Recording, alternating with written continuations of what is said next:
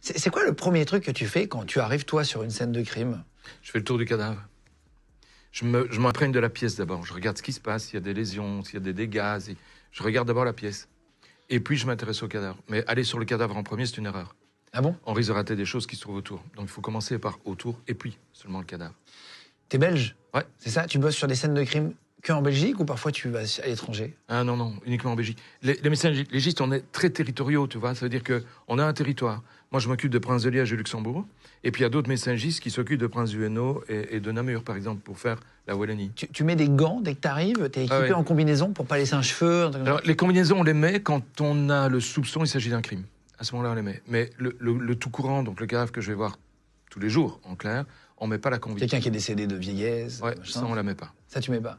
Dès qu'on a l'impression qu'il pourrait y avoir quelque chose d'un peu suspect, hop, on change de dynamique. Alors, nous sortons, on ferme la pièce, on considère que c'est une scène de crime, et on appelle le laboratoire, le police technique et scientifique, donc le labo, quoi, qui vient sur place pour faire tous les prélèvements et relever tous les indices. Dans ton livre, tu dis, dans le livre qui s'appelle Entretien avec un cadavre, tu dis, page 29, avec mon scalpel, je décolle la peau pour voir les masses musculaires. C'est si facile que ça. Tu sais, quand on voit dans les films,